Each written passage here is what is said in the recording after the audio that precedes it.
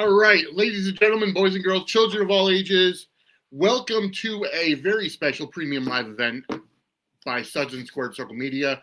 I am Vinny, as always, with my co-host of Dockside of Debate, Kim. Angela may be joining us a little later on, but I do, without further ado, want to bring on our interview guest for tonight, and that is the incomparable Mike Manning.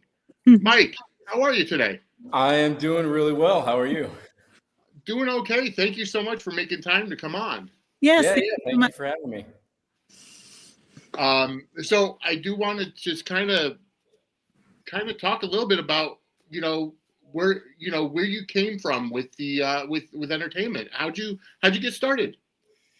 Yeah, we're going way back. So as far as I can remember, I remember sitting in front of my television set when I'm 7 years old, watching Disney movies, and I make my brother and my sister act out the Disney movies with me. We're watching Aladdin. I put a carpet down, and we go on like the magic carpet ride and everything else. And I've always loved movies. I've always been drawn to them.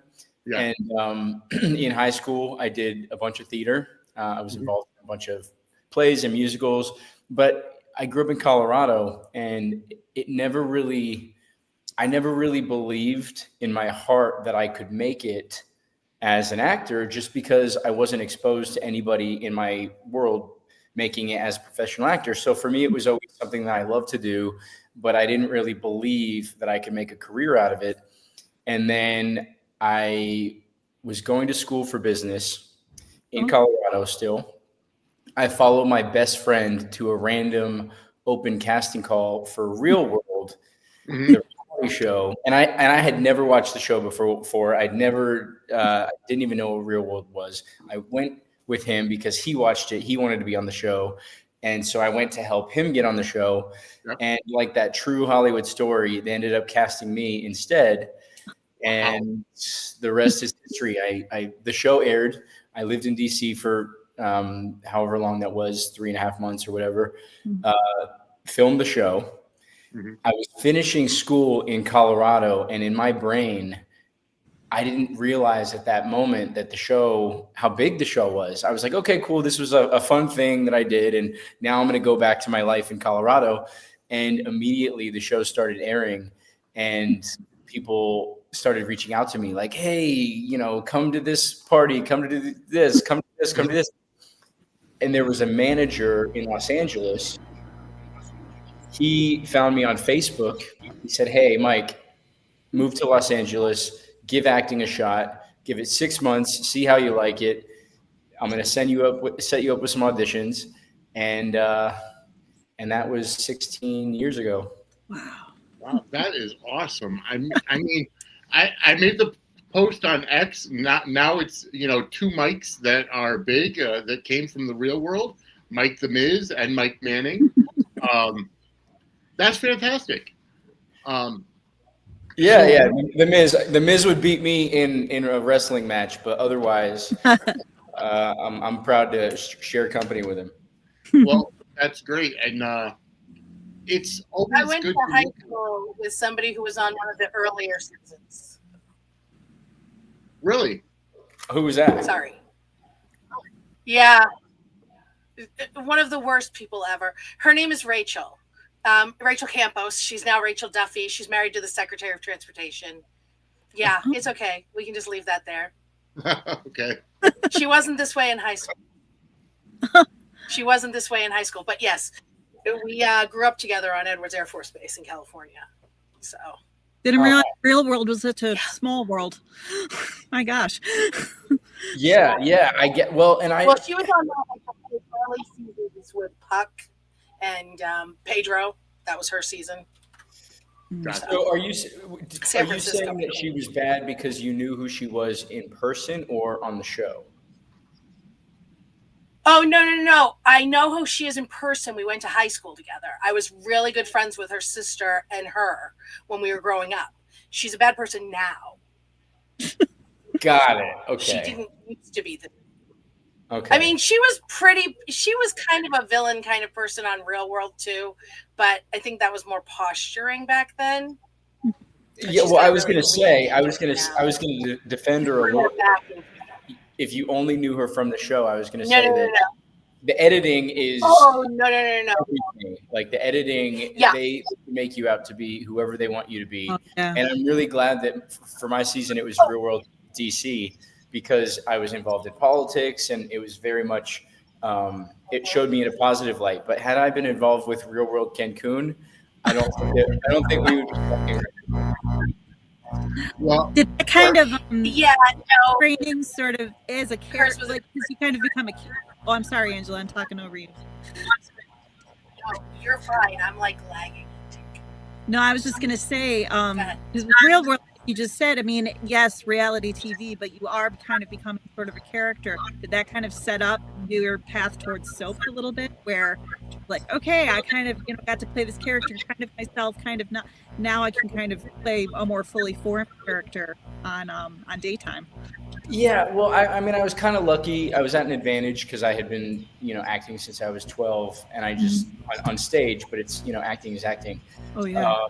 And so, And stage for soaps too. I mean, that just exactly, and that's what I was going to say. Is that I feel like a soap opera is very close to a stage, because you have the three walls and you have the three or four cameras, but then you get one take, maybe two takes. So it's like you rehearse with your scene partner, you get as comfortable as you can, and then you get one or two takes, and that's what theater is like you go out there and you kind of leave it all in front of an audience.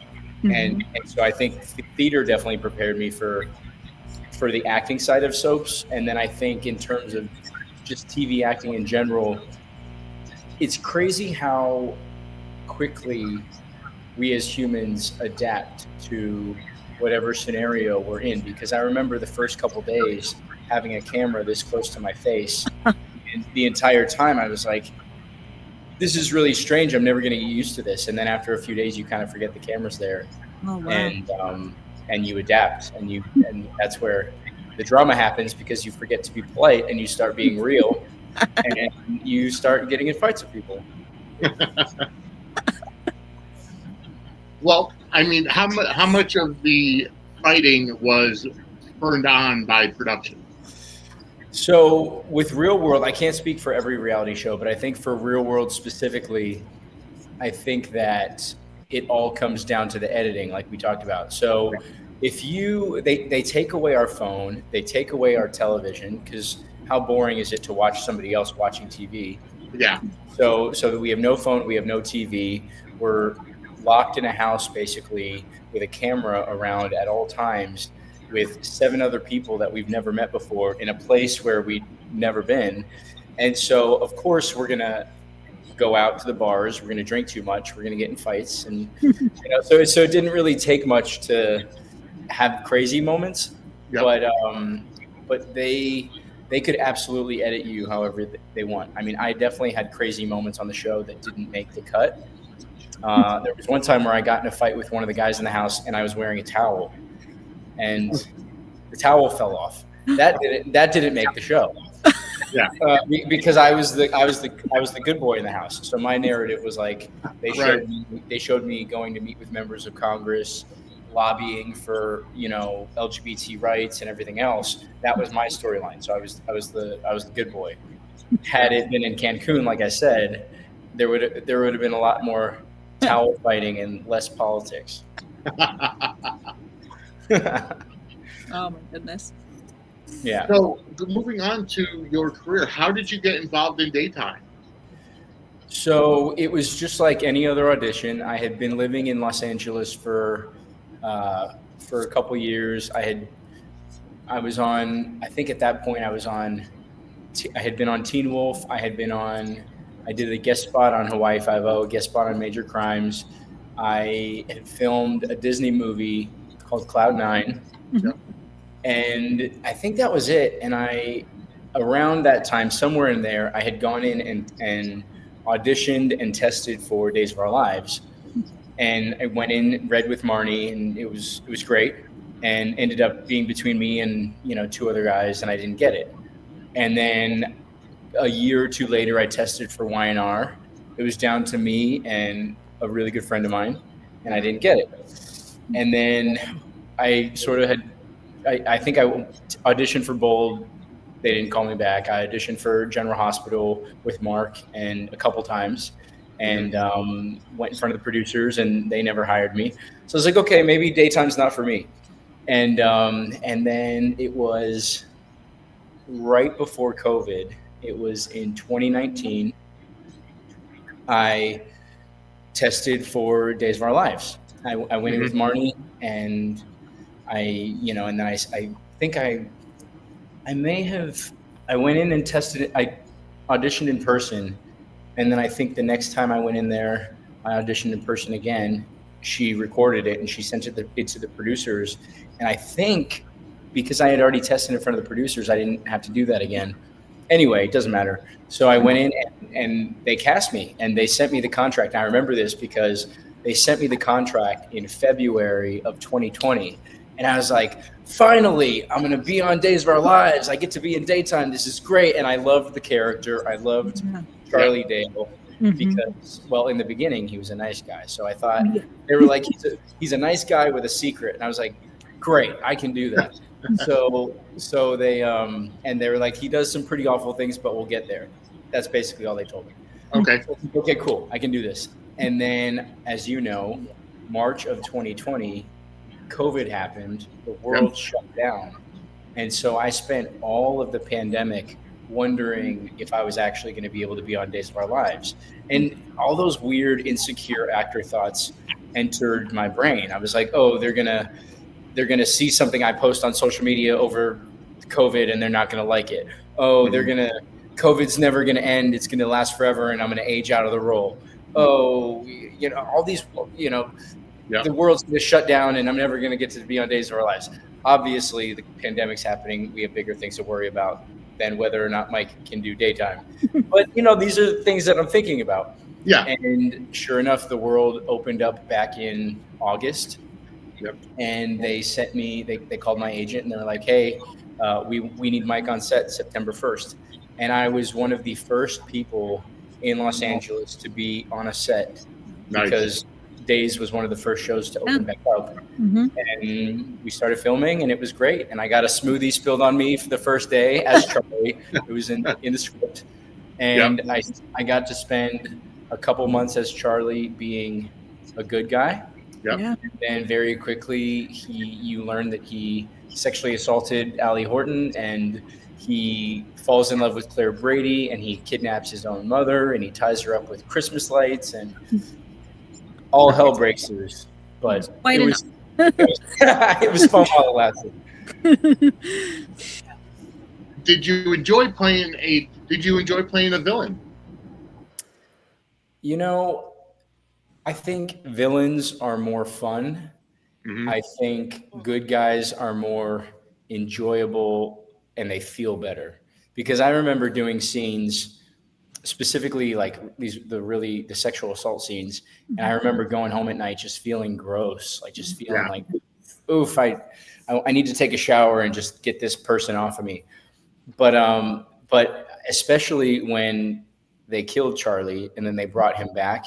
And I think for like 12 or 15 episodes, he was a figment of Ava's imagination. And that was really cool because they were like, okay, Mike, now you're a bad guy, but you can take it as far as you want because you're all in her head. Like she's just imagining you. And that was really cool because then I could kind of be a little over the top, plus being a bad guy. And that was fun. That's awesome. So I know I brought it up to you at the Samantha's Friends brunch about playing, how it feels playing a bad guy compared to a good guy. And I think you summed it up nicely. When it comes to like the physical aspect of playing when you're playing a bad guy, you said that you felt icky with some of the scenes, and I could completely understand that. How is that different when you have like just evil dialogue as opposed to getting physical in the role? That you're actually doing something evil. Yeah. Well, number one, shout out to Samantha's Friends. We love Samantha's Friends. Yep. Anybody watching or listening, check them out. They're great. They have events twice a year in Florida, and a lot of soap actors go. I think whenever I play a character, whether it's, and I almost don't want to say like a good guy or a bad guy, because in my mind, if you're a bad person, you don't know that you're a bad person. Right. Otherwise, you would change and you wouldn't be a bad person. So when somebody does something wrong or bad, we'll say, in their minds, they're justified. In their minds, they're doing it for reasons that make sense. They're doing it for the right reasons. So my job when I get the script, you know, if I do something good, then I justify that and I try to take it from where the character is. If I have something bad, I also try to justify that. And that was one of the responses specifically with Charlie that I really liked, is so many of the fans were like, we really hate what Charlie is doing, or we really hate what Charlie has done, but we know why. Like, at least we know why. It's like, because, you know, Ava ignored him, because Ava, all he wanted was the love of his mother. And so every scene, every bad thing that he did, I made sure that it came from a place of hurt rather than a two-dimensional place of like, oh, I'm just doing something bad for the sake of being bad. And I think that's what made him a three-dimensional character. And, you know, on Beyond the Gates, the show I'm currently shooting, I'm the exact opposite. So I haven't really had to do any bad things, you know, we'll say, yet. Wink, wink. But there also are times, have been times, and will be times on this show, on Beyond the Gates, where the character does something that I personally, Mike, wouldn't do or don't agree with, and I have to find my same way in. I have to find a way to justify that from the character's perspective. But being able to tap into that, you know, that storytelling aspect and just kind of digging into the characters more and making it, because, you know, with Charlie, it was like he was a character driven sort of, you know, villain. It wasn't just for the sake of the plot. You could tell like his origins. You could tell why he was the way that he was. And, you know, that depth that, you know, was able to be brought to the character in the writing, and obviously got to bring to the role too. I feel like all just, yeah, no, that was good. I was watching. I've gone back and watched Days of Our Lives. I haven't been as I came into the show like 2022, but I did go back and watch that arc because I had a soft spot for Trip and his character. So Trip was how that great. whole storyline was going to shake out, and and Lucas actually, when I was hired, he was already on the show, and he was a friend of mine for years prior to that. Just being around town and everything else, we met through friends, and he's the sweetest guy in the world. And so I remember what happened. I remember when I got the script and they sent me the contract. I called Lucas and I said, "Hey man, can I come over and just like ask you some questions about working on the show?" I go over to his house and I'm asking him questions. I'm like, okay, so who's this person? How is Tamara Braun to work with? How is this? How is this? And I was just asking about the show. And I was like, cool, I hope our characters work together. And he goes, wait, they didn't tell you? And I was like, wait, what do you mean? And he goes, you're my brother. I was like, what? No way. I had no idea. I had no idea that I was his brother when I was hired on the show. Oh, how cool. Now, you know what he's doing now, right? I'm sorry? You know what he's doing now? I was just going to say. Oh yeah. He's on his other show now. Yeah. He's on Young and the Restless, and so's Tamara, and they are lovers.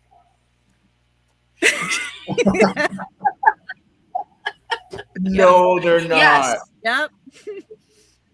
Yep. Yes. That's so funny.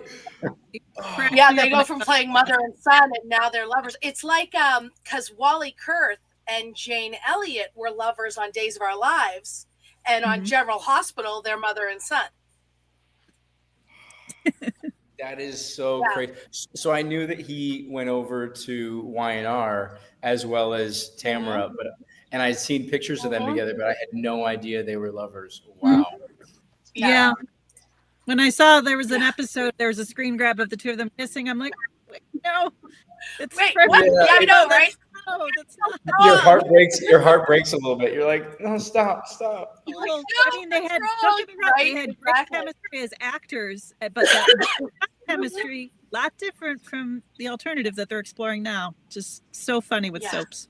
Yeah, that's crazy. Well, good for them. I mean, they're both tremendous actors, so I'm sure Oh, yeah. Yeah. they're selling it. But for Yeah. anybody that watched Days, I'm sure that there was an initial shock. A little bit. Oh yeah, I was just like, what's happening? What is this? Yeah, it really took me back to Wally and Jane all over again, because I'm older than everybody here, and I've been watching for a long time all of these shows, and yeah, I was like, wait, no, That's that crazy. But I love how on Beyond the Gates you get the chance to, and with the Bay as well. You know, you've gotten to be on, obviously Days has like such a long, crazy history, but on these soaps that are newer, more recently developed, I mean, that must be like different, you know, different, same genre, but must be very different in terms of just, you know, because Beyond the Gates is still finding that history, and the Bay films so differently and everything. Like, how must that kind of been like, you know, jumping from one soap with all that longevity to ones that are a little bit more, you know, just more modern. Yeah, no, absolutely. I've loved the Bay because for the Bay, sort of like Days of Our Lives, the reason I liked it so much is because I was able to create Charlie from scratch and sort of make him my own. I wasn't, as so many people are in soaps, I wasn't a recast. I wasn't somebody entering into this, you know, family and had to like mirror a lot of what the other characters were doing. I sort of created him from scratch. And on the Bay, I was able to create Caleb McKinnon from scratch. He obviously ended up being a love interest for, you know, one of the series regulars on the show, but I was able to so they had that history, but I was able to come into Bay City and just create this character. And I love, you know, playing Caleb because he's such a sweet person. Oh yeah. He's such a genuine person. He's such a, you know, wear your heart on your sleeve kind of person. What you see is what you get. There's no lies. There's no deception. And there's not really a mean bone in his body unless he's defending somebody he loves. And so it was a very nice contrast to Charlie Dale, you know, who's like a bit more selfish. And Caleb too, you know, working with Gregory and working with everybody on that show, my voice mattered and my opinion mattered. And when, you know, I wasn't afraid to speak up and say, hey, why don't we try it this way? Why don't we, how about this? You know, what do you think about Caleb, you know, doing this? And it was very much like a collaboration of trying different things. And I felt safe to try different things. And I think it really, being on that show has really helped me as an actor because it's really helped me grow into owning my choices as a character. Whereas when you are a part of some of these other shows that are a bit more fast moving, you kind of just, you go in, you hope they like what you have, and then you move on. Right. The Bay was sort of more of an incubator for me to sort of build a character and then start to explore different avenues of that character. I love that. That's so cool to hear. Because I have to say, you know, Daniel and Caleb, they are my favorite couple. So yeah, yes. Thank you. And working with Eric Nelson is just a dream. I mean, he's just so he's great. He's the perfect combination of working with somebody that will show up prepared and will give you what's on the page, but then every single take will be new and different. So it sort of keeps you on your toes, which is my favorite way to work. And you know, I lucked out working with him. Oh yeah. No, we're in like the thick of, where are we at currently, Vinny? We're season 7. So we're like, we just, you know, came the wedding and all those beautiful moments, and we're full on in the kidnapping arc, and it's so fun doing the rewatch of it, and even just picking up on things that I missed the first time around when I was viewing, and it's so diving cool. back. So wait, so you haven't seen season 8 yet at all? I'm going to be doing, we're going to be doing kind of season 8 fresh. I'm going to go in fresh and, you know, just watch that and react and get to chat with Vinny about it, and looking forward to it. Cool. I'm excited to hear what you think on season 8. Oh yeah. Yeah. No, and season 9 maybe. I don't know. We'll see. So as we speak is actually the premiere party for season 10, at least based on what Gregory had DM'd me yesterday. So the Bay being 10, over 10 years old, because, the first season was done. They were just shorts, as far as I know, on a different defunct social media platform or something. But how is it moving on from the Bay? You mentioned Beyond the Gates, as we all know, you played Smitty. You're playing Smitty, I should say. And I have to. One of the Donna in our chat said that a lot of people were against the name Smitty. Not like they didn't like it, but we've grown and we had to get over ourselves. But how is it being on such a groundbreaking soap, the first new soap in over 30 years? So Donna and everybody else, I am with you. The first time I read, because when I auditioned, his name was like, ironically, I think it was like Ryan or Daniel or something. Yep. And I was like, okay, cool, great. And then I get the script and they're like, you're hired, you're going to play Smitty. And I'm like, what's a Smitty? And then, well, his real name is Bradley Smith. Mm-hmm. But as I've been this character and as I walk around set and everybody's like, hey, Smitty, what's up, Smitty? How's it going, Smitty? It's kind of grown on me. And so now I love it. Like now, sometimes I'll go on X, Twitter, whatever. And I'll do like, oh, are people talking about, if it's an episode that I really care about and I like, and it airs, I'm like, okay, are people talking about Smitty? And it warms my heart when people are like, oh, like go Smitty, like good job, Smitty, whatever. And I feel like people have gotten used to, if not, maybe they like the name Smitty now. It works. It's grown on me. It's grown. Yeah, it's grown on me. Journalism thing too. It makes me kind of think like one of my good friends. One of my good friends absolutely adores the character of Smitty, and I actually changed her name in my phone to Smitty because she's such a big fan of the character. Well, so I call her Smitty all the time. Well, thank you to your friend, and thank you to everybody that likes Smitty. I think, sort of like we were talking about Caleb, I think Smitty, in contrast to Charlie, I think that he is such a fun, enjoyable character to play because he's so genuine. And I think that he is a little bit more spunk. He has a little bit more bite than Caleb in terms of like, because he's a journalist, he's a reporter. He is used to getting to the bottom of the story, and sometimes he has sharp elbows. He kind of will get in there and is not afraid to ruffle any feathers. Sometimes he sticks his foot in his mouth. He's also raising 2 kids, and so doing the best he can doing that, which was a whole other journey for me. I don't have any kids. I have plants and I have dogs. And so to play a father on TV, I remember it was maybe like a month into the show, and I remember picking up the phone and I called my mom and I said, Mom, I am so sorry for everything I ever did. Because it is tough being a parent. For any parents out there, it is tough being responsible for another human being, everything they say, everything they do, caring about them. And you have to care about them because otherwise they're going to get in trouble and make mistakes. But then you also have to give them their freedom. And there's so many things. And it's been so interesting for me playing a father on this show. And kudos to the writers on Beyond the Gates. The show in so many ways is breaking barriers and breaking, shredding stereotypes and just putting stories into the world that, in my opinion, should have been in the world for many decades now. But finally, it's 2025, and we, the daytime community has sort of caught up, and now we're seeing some of these stories.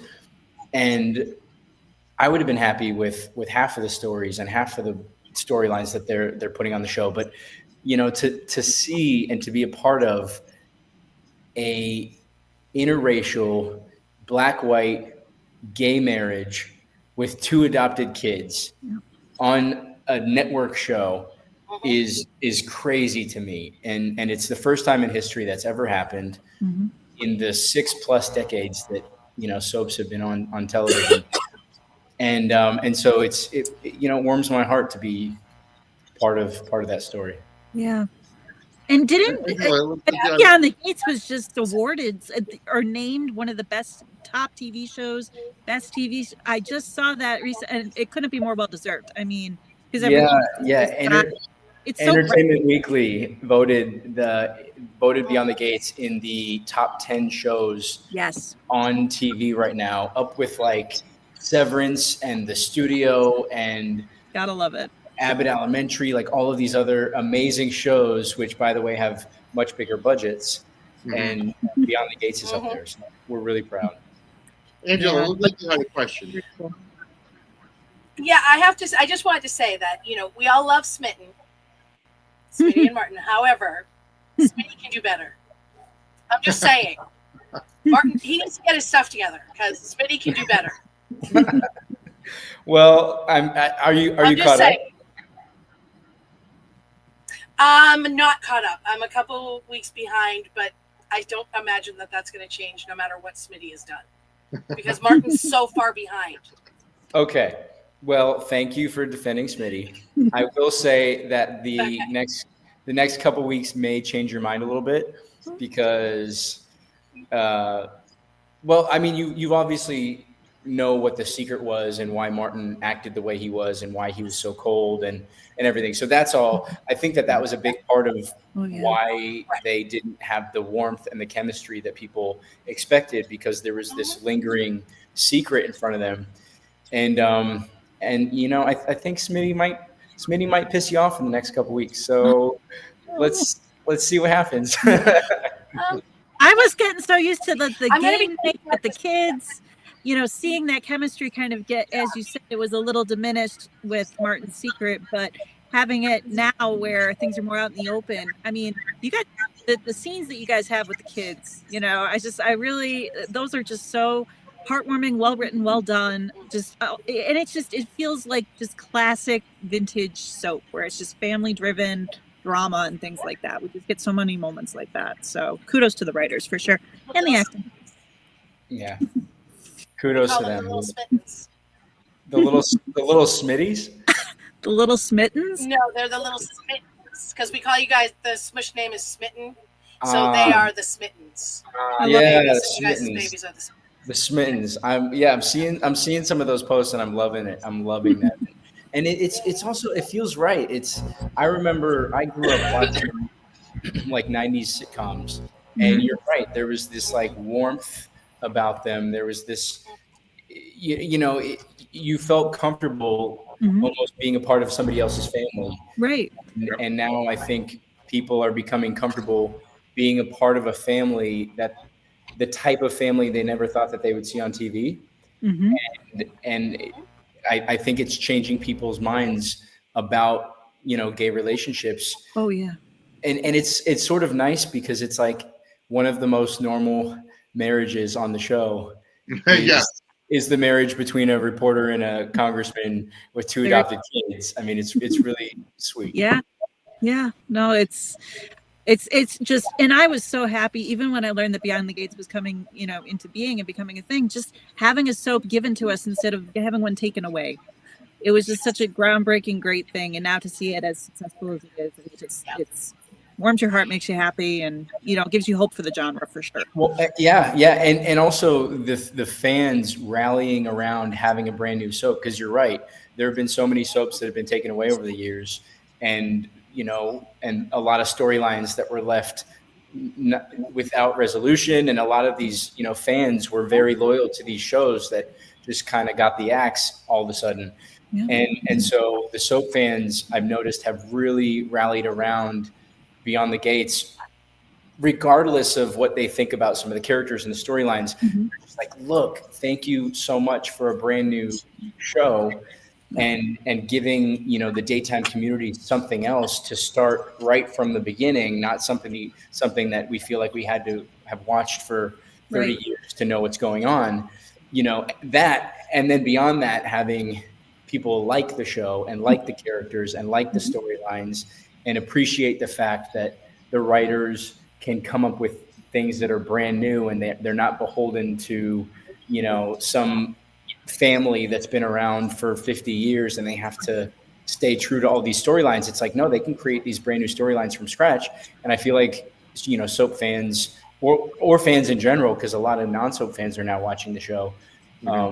That's what they're connecting with. Absolutely. Yep. Yeah. Well, I'll tell you, I write for Parade. I'm a freelancer for Parade magazine, and I was hired in April. And my specific beat is the soap beat, and they hadn't covered soaps the entire time they'd been digital. Back when they used to be in print, they did do some with soaps, but they hadn't since they had gone to digital because soaps were considered a dying genre. But the fact that, because they're a really big publication, they're up there, like we have like People type viewership. I don't know if you remember when the Sunday paper used to have all the inserts. Mm-hmm. Parade was the entertainment magazine that was in every Sunday paper. Now they're just online.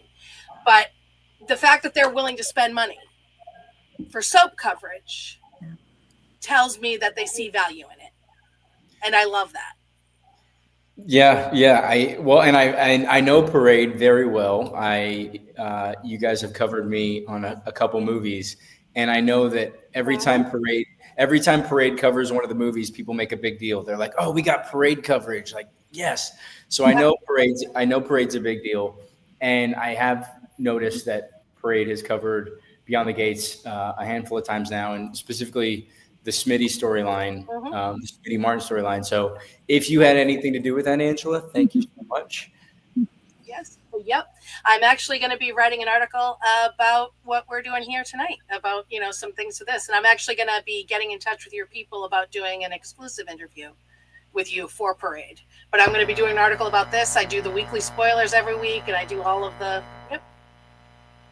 Amazing. I love it. Thank you. I love that I can, because I'm a soap fan, first of all. So I love to be able to give you guys mainstream coverage because you deserve it. So I agree. So you've got your own production company now, Mannifest Productions, and I was looking on the website, and you've got quite a number of works in progress and works that you've done. Talk about some of the stuff that you've done with Mannifest. Yeah. Thank you. So back in 2012, 2013, I think I was, like I said before, I was on a Disney show. I had done a guest star on a Disney show. I had done that Disney movie.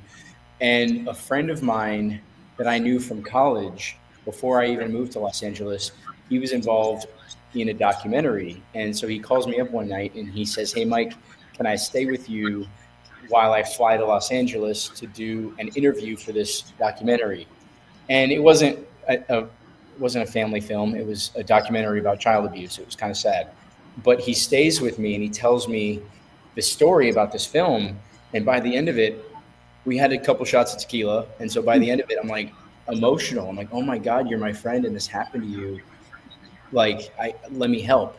And so he connected me with the filmmaker, and this was her first film. She had never released a movie in the world before. And so I said, "You know what? I'm going to help you. I don't know how to produce, but I'm going to figure it out." And we just started making phone calls, started raising money, started doing all these things. And we ended up putting a film together, selling the film to Showtime. And I got some press about it. And overnight, people are calling me, "Hey, Mike, produce my documentary." And I was like, I don't know what I'm doing. Like, what? These people are trusting me with their films.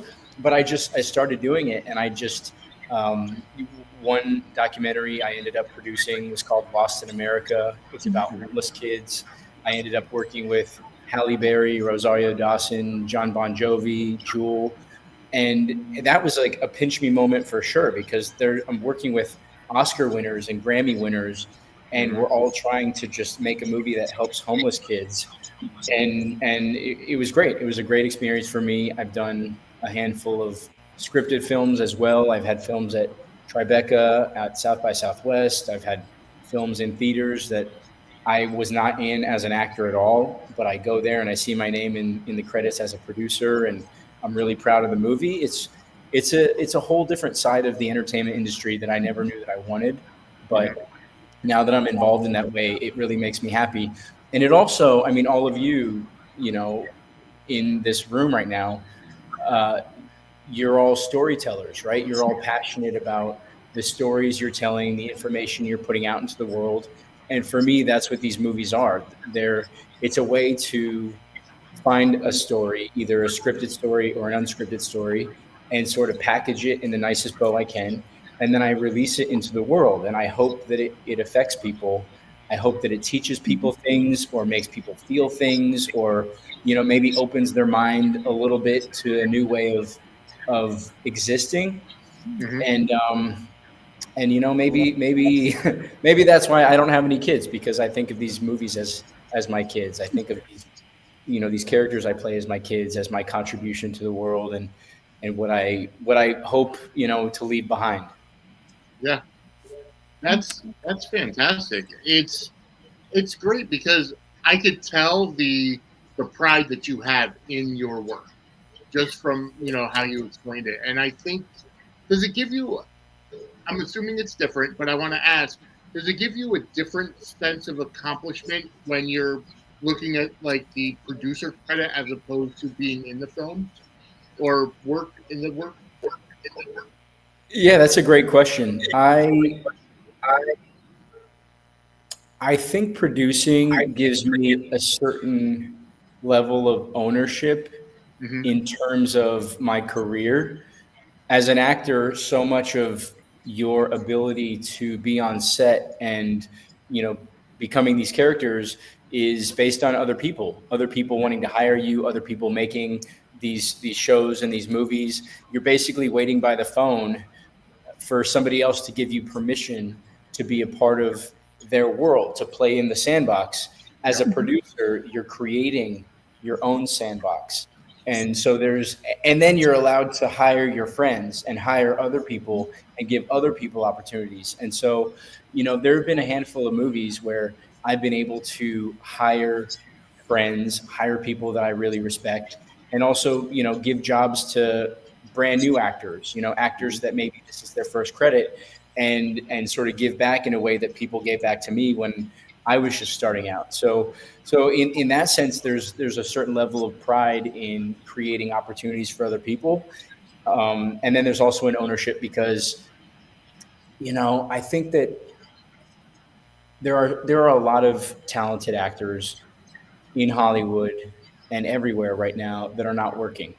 Mm-hmm. And the industry is changing. You know, the Netflix, Warner Brothers, Changing by the day, you by know, the hour, seeing that changing update index.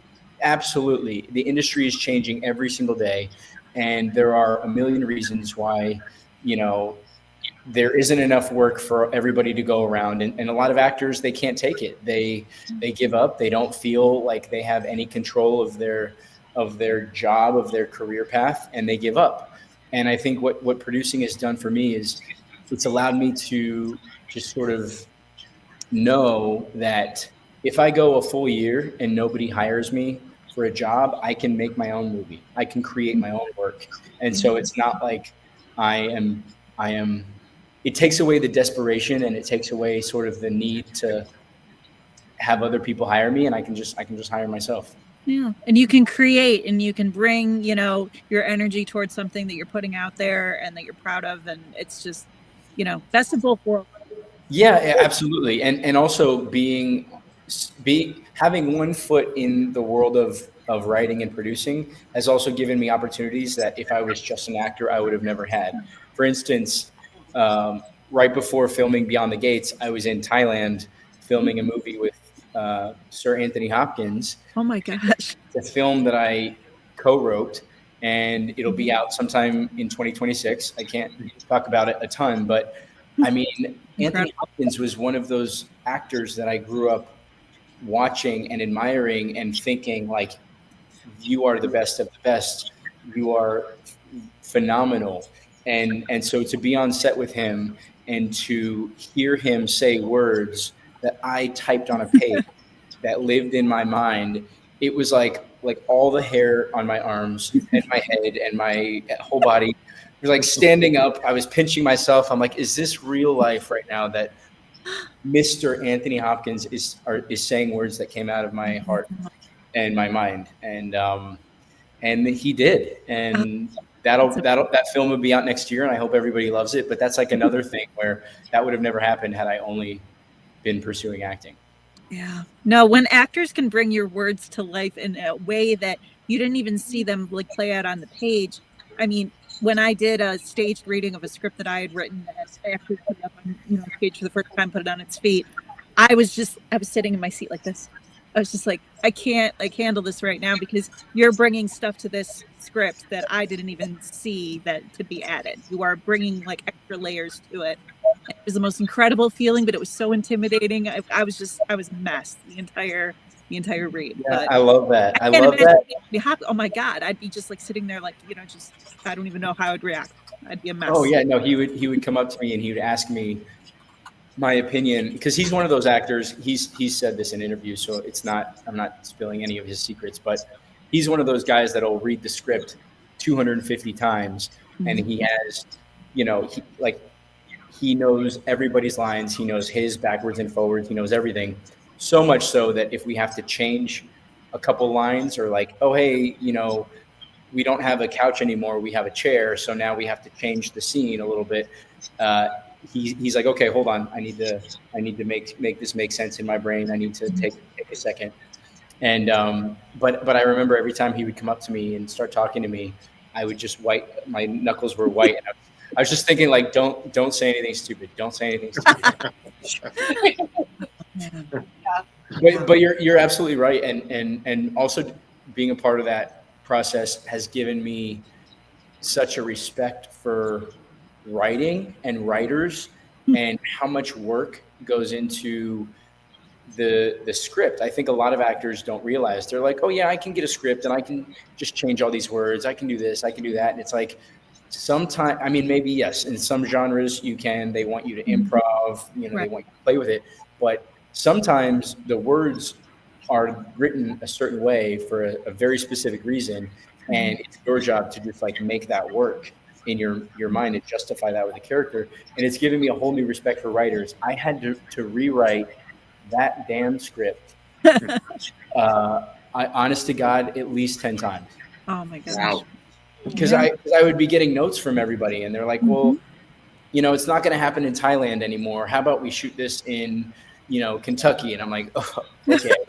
And Archer there.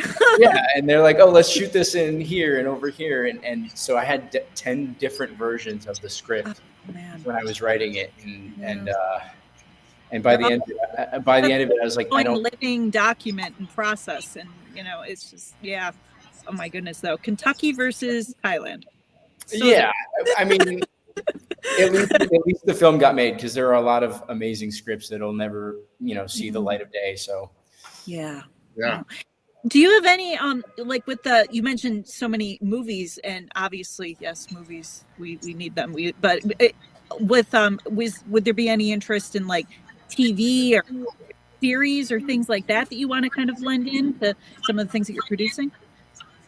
Yeah, for the way that my situation is now, I can produce movies on the side. I can either write scripts, or I can sort of try to package things or help creatively develop things. And I can do that in my spare time. A television show would be a much longer commitment, and nobody's going to hire me to produce anything if it's like, oh, I'm going to show up a week here, a week here. So at least at this point in my life, would I maybe develop a show and like sell a show and just give it to somebody else? Sure. But would I try to produce a show long term? I don't think I would be able to do that, because then I would have to stop auditioning and do another acting jobs. Because such a different, they're both, but movies, and I mean even making a short film. Yeah, movies are crazy, but at least it's kind of a more contained sort of, whereas TV show, totally different animal. So. Yeah. But still incredibly cool that you get to just kind of live, the acting and the thing, get to No, it is. It is. I love it. I love it so much. And I wake up every single day extremely grateful. And I know, you know, for a while in the very beginning, and again, this was 16 years ago, when I first moved to LA, I had imposter syndrome. I felt like I was I was always waiting for the shoe to drop. I was always waiting for people to see me as a fraud. I was always waiting for people to be like, well, what's he doing in this room? What's he doing in front of the camera? What's he doing on set? And so thankfully over the years, that has sort of subsided to where like I really feel an ownership in the work that I do, the characters I play. And listen, I'm not going to be right for every character. I'm not going to be right for every show. I'm not going to be right for, everybody's my puzzle piece is not going to fit into everybody's puzzle, but you better be damn sure that like if you give my little puzzle piece a chance, I'm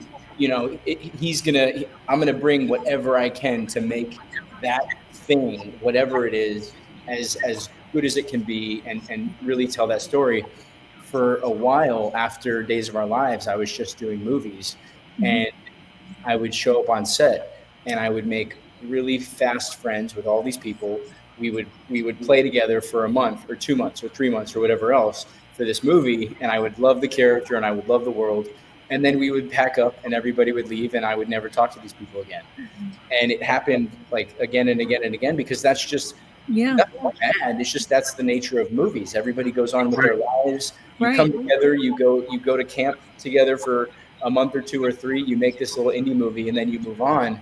Right. And I remember thinking like, man, I really want something sustainable. I want something constant. I want something where I can go to work and I can be a character and I can live in this world with people that I like and have it be something that I can commit to and also fall in love with. Like I can open my heart and I can allow myself to fall in love with this experience because I know it's not going to disappear in a month or two or whatever it is. And I remember this was last year, I was sitting in my backyard in Los Angeles, California, talking to my dog because, I do that sometimes. Yep. I remember talking to my dog, Marlon Brando, and I look at him and I say, Brando, I was like, I think I've been in LA for 15 years now. I think if somebody offered me a TV show outside of LA, I think I would take it. And I was like, and one of the places that I think I could live is Atlanta. Honest to God, not making this up. And I had never said that before out loud. I had never felt that.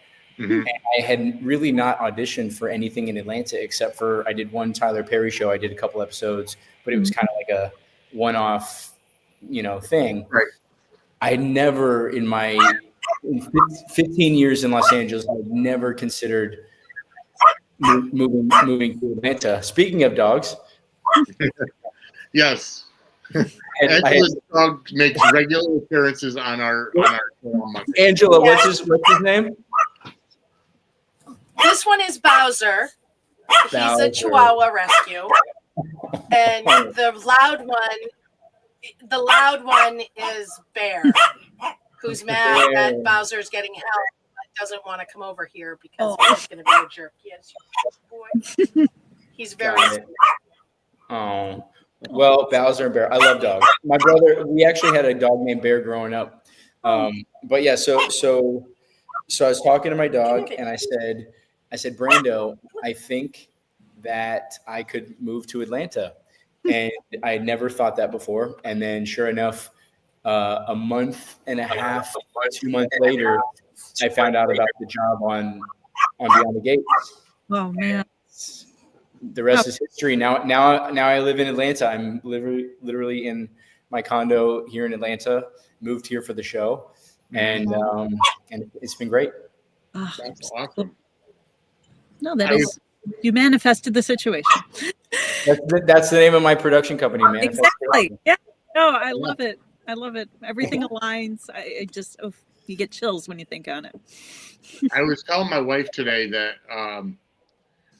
that because the premiere for the Bay is in LA, and Gregory had actually DM'd me last night asking if Kim and I were able to attend the premiere, and I said, unfortunately, I live in Connecticut and she's in Chicago.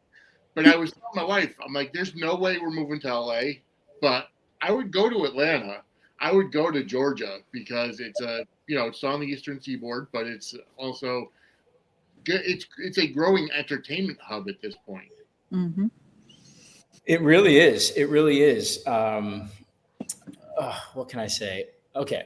So I am very impressed with Atlanta in terms of the food, in terms of the people. Working on Beyond the Gates, this set is everybody's so kind. If you show up on set and you don't say good morning and how are you to everybody, somebody within the first 10 minutes will pull you aside and say, "Hey, are you okay? Is everything okay?" It's just they lead with kindness.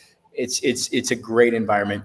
And also because Atlanta, so much is happening in Atlanta, I've been given opportunities here that I would not have been given otherwise. I shot on a really big movie earlier this year, and I can't say what it is yet, but I was able to work with, these A-list actors that I never in my wildest dreams would have been working with, and they were specifically looking for somebody that lived in Atlanta, and so I said, "Hey, that's me," and so I basically, I was able to work with them a couple months ago in this movie, and it's going to be huge. It's going to be the biggest thing I've ever done, and it's Awesome. It's going to be great. And I chalk that up to, like you said, just listening to the universe and saying, look, I think Atlanta is where I'm meant to be right now. I'm gonna risk it. I'm gonna follow what I think, the world is telling me, where I think the universe is telling me to be right now, and I did, and it's been really nice. Very cool. It's so cool. Yeah. Angela, did you have a question? I saw you were about to speak. Oh, no, I was going to say, and of course, you're going to talk to Parade about it all when you can, right? Yes, ma'am. Absolutely. So I do have to ask this, since our network name is Suds and Squared Circle, I have to sneak this question in. Earlier this year, you posted a picture of you at WWE Raw at the Staples Center or Crypto.com Arena, whatever it's called now. But are you a wrestling fan, or was it just something that you wanted to get out to for a one-time deal, or is it something you've been interested in a lot? Yeah, so I wrestled in high school and in middle school. I was too small for football, and so I played hockey and I wrestled, and I love wrestling. My dad was a state champion wrestler. A lot of my friends growing up were wrestlers, and so I love the sport. I love that you're in there in the ring with one other person, and you have nobody to rely on but yourself, and you can't fake it. It's like you either trained and did the work or you didn't, and you're going to lose. And so there's a discipline about it that I love, and that I think I still carry with me today.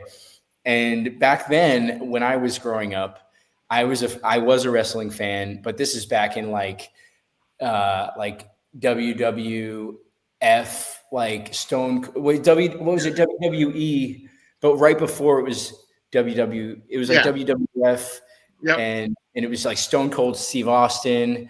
I remember, oh my gosh, Bret Hitman Hart.